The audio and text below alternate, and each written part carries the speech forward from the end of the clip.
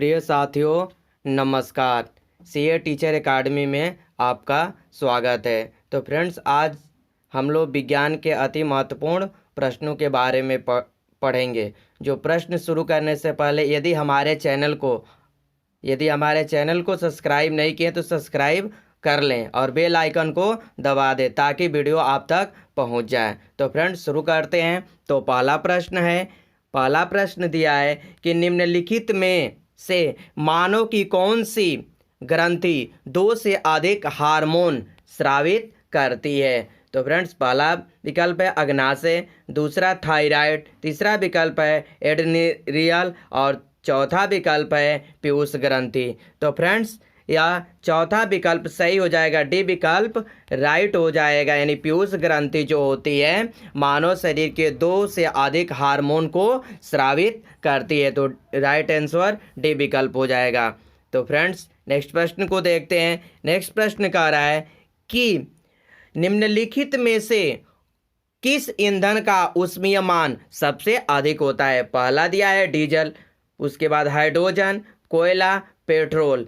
तो फ्रेंड्स, इसमें जो सही हो जाएगा हाइड्रोजन सही हो जाएगा, यानी बी विकल्प राइट हो जाएगा। यानी हाइड्रोजन जो होता है ईंधन का ऊष्मीयमान जो क्या होगा सबसे ज़्यादा अधिक होता है। तो नेक्स्ट क्वेश्चन को देखते हैं। नेक्स्ट क्वेश्चन कह रहा है कि ईस्ट का उपयोग उत्पादन में किया जाता है। किसमें उत्पादन किया जाता है? तो दही में, कि चीनी, कि साधारण नमक है, कि एल्कोहल में। तो फ्रेंड्स, इसको एल्कोहल में प्रयोग किया जाता है। ईस्ट का उपयोग उत्पादन यानी एल्कोहल में किया जाता है। राइट आंसर डी विकल्प हो जाएगा।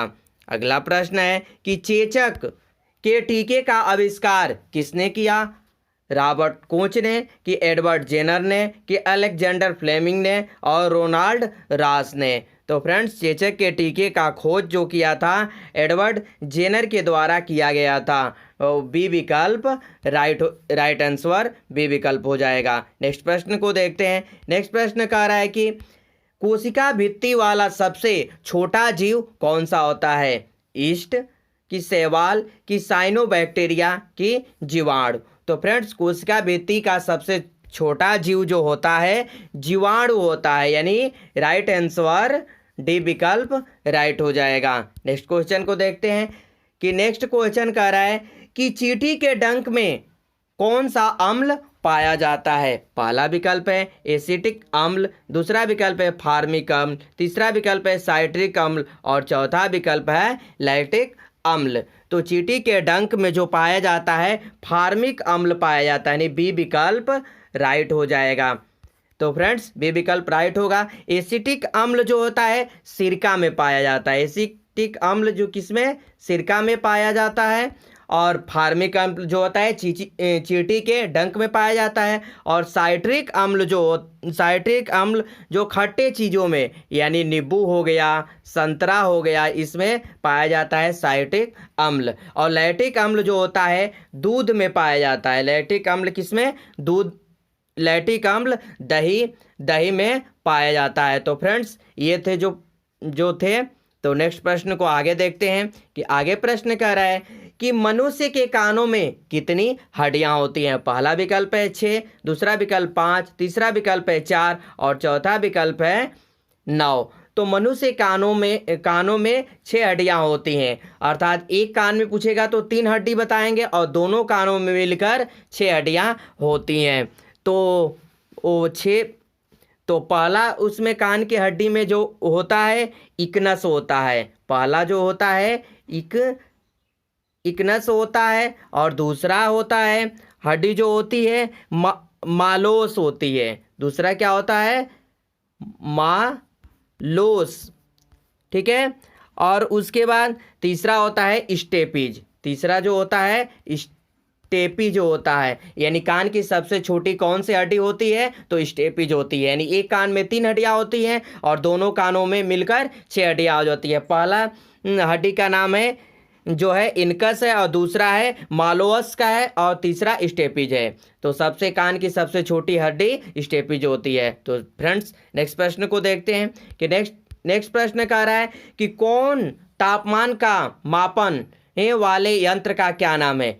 कार्योमीटर, पायरोमीटर, हाइग्रोमीटर और टोकोमीटर। तो फ्रेंड्स इसको जो होता है कार्योमीटर जो होता है कम तापमान जो नापा जाता है किस यंत्र के द्वारा? कार्योमीटर के द्वारा, जो -1000 डिग्री केल्विन तक जो क्या किया जा सकता है? नापा जा सकता है कार्योमीटर के द्वारा। और ज़्यादा तापमान किसके द्वारा नापा जाता है? तो पायरोमीटर के द्वारा सबसे ज़्यादा नापा जा सकता है, सबसे ज़्यादा। तो फ्रेंड्स नेक्स्ट प्रश्न को देखते हैं। नेक्स्ट प्रश्न कह रहा है कि पदार्थ का परमाणु सिद्धांत किस वैज्ञानिक ने दिया था? पहला विकल्प है डाल्टन, दूसरा विकल्प है न्यूटन, तीसरा विकल्प है मैक्सवेल और चौथा विकल्प है पास्कल। तो फ्रेंड्स ये डाल्टन के द्वारा, यानी ए विकल्प राइट हो जाएगा, इसका 9 का ए विकल्प राइट हो जाएगा। नेक्स्ट प्रश्न को देखते हैं। नेक्स्ट प्रश्न कह रहा है किस वैज्ञानिक ने बैटरी की खोज की थी? पहला विकल्प है वोल्टा, दूसरा विकल्प है न्यूटन, तीसरा विकल्प है मैक्सवेल और चौथा विकल्प है फैराडे। तो ये वोल्टा के द्वारा जो है बैटरी की खोज किया गया, यानी ए विकल्प राइट हो जाएगा। नेक्स्ट प्रश्न को देखते हैं।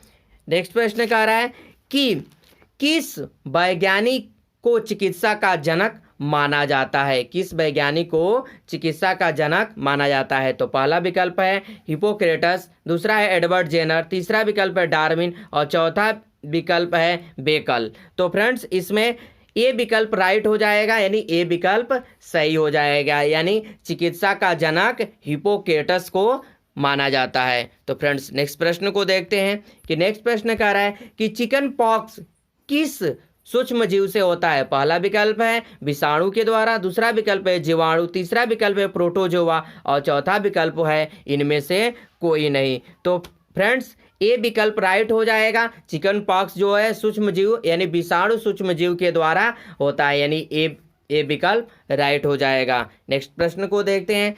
नेक्स्ट प्रश्न कह रहा है कि मानव शरीर में पीयूष ग्रंथि कहाँ स्थित होती है? पहला विकल्प है हृदय, दूसरा विकल्प है फेफड़े, तीसरा विकल्प है आंखों में, चौथा विकल्प है मस्तिष्क में। तो फ्रेंड्स मानव शरीर में पीयूष ग्रंथि जो होती है मस्तिष्क में होती है, यानी राइट आंसर जो हो जाएगा डी विकल्प राइट हो जाएगा। तो फ्रेंड्स नेक्स्ट प्रश्न को देखते हैं। नेक्स्ट प्रश्न कह रहा है कि मानव शरीर के किस भाग में पायरिया रोग होता है? पहला विकल्प है दांत और मसूड़े में, दूसरा विकल्प है बृहदांत्र में, तीसरा विकल्प है क्षुद्रांत्र में और चौथा विकल्प है फुफ्फुस में। तो ए विकल्प राइट हो जाएगा, ए विकल्प राइट हो जाएगा। मानव शरीर में पायरिया रोग जो किस में होते हैं? दांत और मसूड़े में होते हैं। तो नेक्स्ट प्रश्न को देखते हैं। नेक्स्ट प्रश्न कह रहा है कि विटामिन ई की कमी से कौन सा रोग होता है? पहला विकल्प है रतौंधी, दूसरा विकल्प है बेरी, तीसरा विकल्प है रिकेट्स और चौथा विकल्प है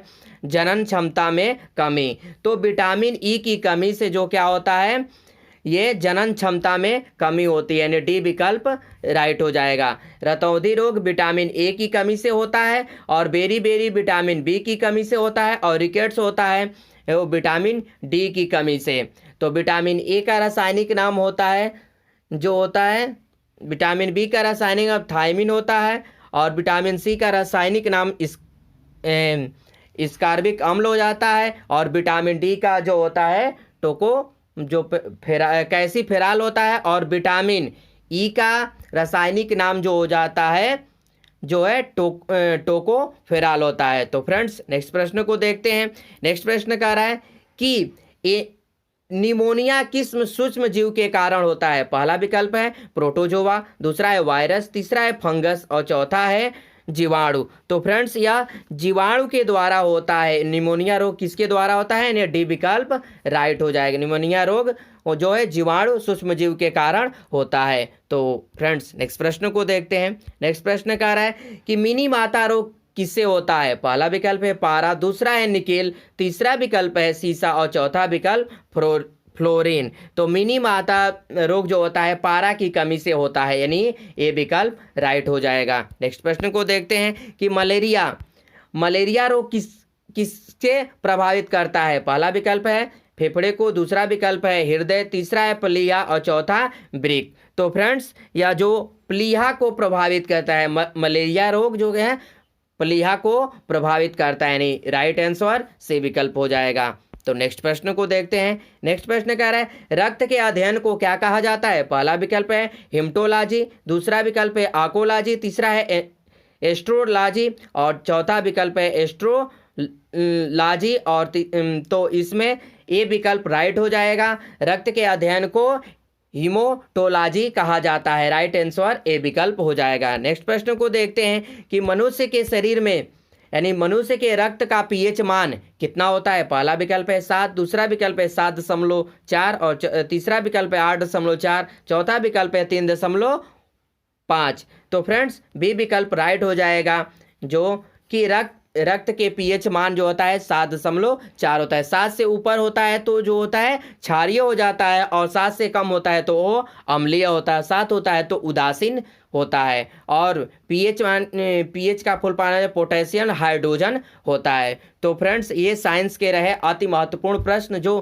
किसी भी प्रतियोगी परीक्षा में आने वाले हैं। तो मेरे चैनल से जुड़ जाएं, ऐसे ही महत्वपूर्ण प्रश्न लेकर अपने चैनल पर हम आते हैं। तो फ्रेंड्स ये चैनल को सब्सक्राइब कर लें और लाइक कर दें, शेयर कर दें। जय हिंद, वंदे मातरम, धन्यवाद।